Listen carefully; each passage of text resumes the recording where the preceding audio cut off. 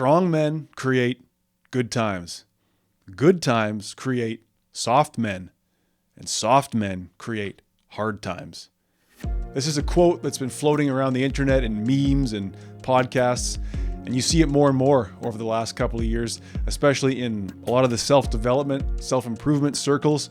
And I think you also probably would expect it from a lot of sort of right-wing or libertarian political thinkers. According to the almighty Google, this quote comes from a 2016 novel called Those Who Remain by author G. Michael Hopf. Now, I haven't read this book. I don't plan to read this book, so I can't tell you if Hopf believes this himself, or perhaps it's just one of his characters that is more cynical and says this kind of thing. I want to talk about this quote today because I believe it is actually a very dangerous quote. Now, a quote in a book is a quote in a book, but to take a quote like this and believe it, to subscribe to it, to see the world through this kind of lens, it's very toxic.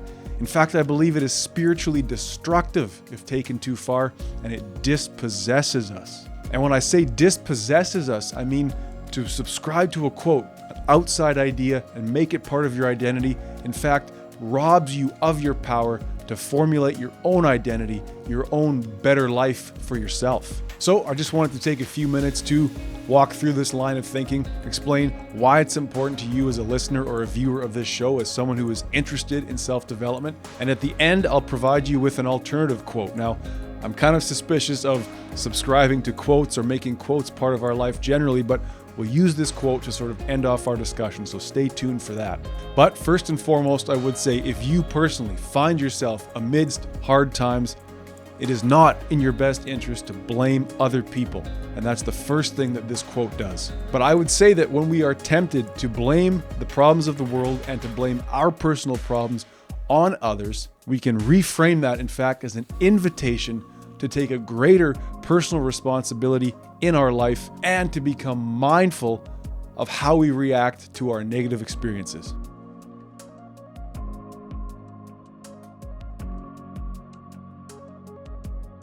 All right, so this quote, hard men create good times create soft men create hard times. Soft men, whoever they are, wherever they are to be blamed for all these problems we see around us. War, plague, famine, crime, homelessness, violence, you name it.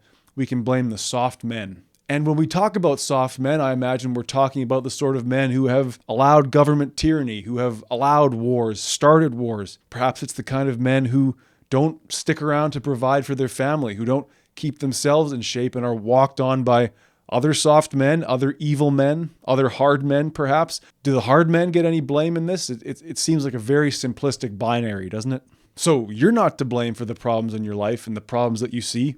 I'm not to blame because I'm not soft. I don't consider myself soft. Here's the catch. You are now, by believing that the soft men are to blame, you are now invited or guilted or persuaded into wondering, well, am I a soft man too? And this is the beginning of a very, very unhelpful and toxic line of thinking. First and foremost, haven't times always been hard? These horrible scenes of violence that we see on the news are not new. So this idea that things are now worse than they used to be, this is a recipe for you to become depressed, afraid, cynical, suspicious. So things are getting worse, they're worse than they've ever been, and it's either your fault or it's the fault of somebody that you can't control. At what point now are we invited to become empowered, to become responsible for our own life? This is the kind of thinking that takes us away from the task of building a better life and of feeling positive and optimistic about going forward. And let's not forget, that's what this podcast is trying to do. This is my way of encouraging myself and possibly others that to take control of ourselves, to take responsibility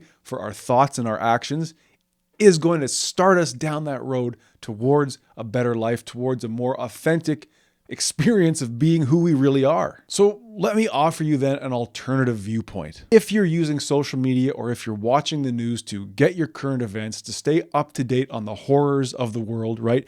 Whether that's right there in your own backyard, homelessness, pandemic, illness, plague, violence, or it's larger global issues like what we're seeing in the Middle East, what we're seeing in Russia and the Ukraine. And as a result of taking in this sort of information, you find it's taking a toll on your mental health. Now you're depressed, you're cynical, you're suspicious, you find yourself saying, well, the world is not a good place. It's not a nice place. It's a place where I need to protect myself. I need to be afraid. I need to point to a boogeyman and blame them for the problems. You have to at some point ask yourself, is this really what I want? When I talk about dispossession, this is completely what I'm talking about.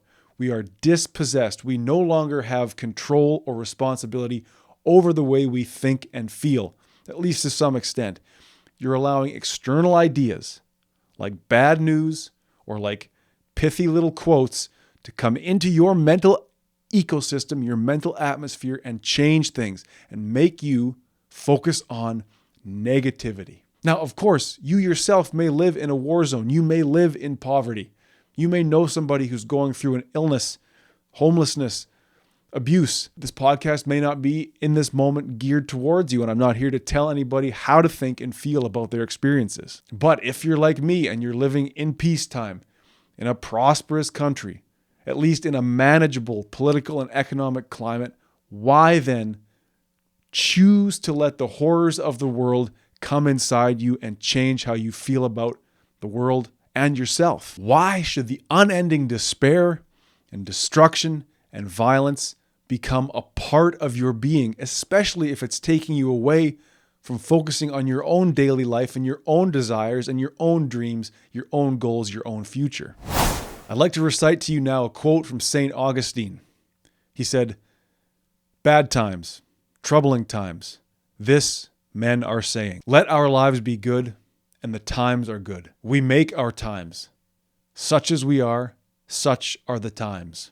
To me, this opens up the door to positivity. This opens up the door to resisting that dispossession. It flips that quote that we started with completely on its head, and it says, the times, you can say they're hard, or you can say they're easy, or you can say they're good. But that is completely reliant upon your lived experience. Now, I should mention that this quote from St. Augustine goes on to say, the world is evil and it's men that make it evil. So he ends up saying sort of the same thing. But this, to me, then highlights the problem with living our life based on quotations. Let's talk, though, about the first part of St. Augustine's sermon. And again, I'm not pushing a religious agenda. I just wanted to bring forth this idea. Why exactly he said these things or what motivated him to say it is less important so much as what he actually says, the greater point that he's making here. We are the times. To me, there's nothing more empowering than that sentence. We are the times, at least when it comes to this subject that we're on. Sure, you want to be aware of what's going on in the world.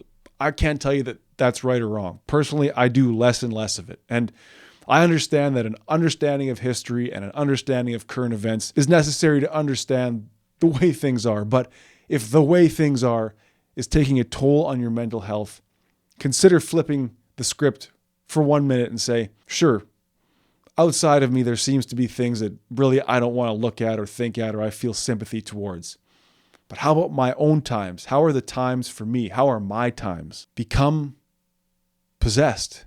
Resist that dispossession and say, I now have the ability to choose how my times are going to be, how my life is going to be, how my lived experience is going to be. If I'm not in control about how I feel about my own life, then who is? When you choose to focus on your own abilities, on the positive, the material, what is real within you that you can work on, small as it may be, when you begin to take on the task of self-development, of pursuing who you are authentically, and when we come mindfully to the moment and realize that our responsibility, at least in my mind, is to take control and begin to work on what we can do today, taking those daily, hourly steps towards the goals that we have. By doing this, pursuing this sort of authentic form of living, the horrors of the world have less and less place inside you. There's less room for them to go when you become the mission and your times become good. So if you are working on self-development, you do want to improve your mental health, let this way of thinking be a tool or a guide for you. I'm not saying to adopt it as your own personal philosophy, but think about it. Your times will be as hard as you allow them to be. Even when we are acted upon by evil or malice or bad luck, misfortune, we still have the responsibility and the ability to focus on how we respond to it, how we react to it, and whether or not we let that evil come inside us and begin to corrupt us from within. These large, uncontrollable, massive, global issues, war, pandemic, homelessness, crime, violence, abuse, they don't shrink because you choose to focus on them. Now, I would never say there's nothing you can do, but by staring at them and letting them take up residence within you, they in fact only get bigger. But on the other hand, they can take up less and less room within your being when you choose to focus on what you are, pursuing an authentic form of living, aiming towards a better life, a future, perhaps a family or a legacy, or simply just putting yourself first in your own life and making your times as good as possible. So I want to thank you for listening. Thank you for considering this point. Until we speak again, please say it with me. Better is possible.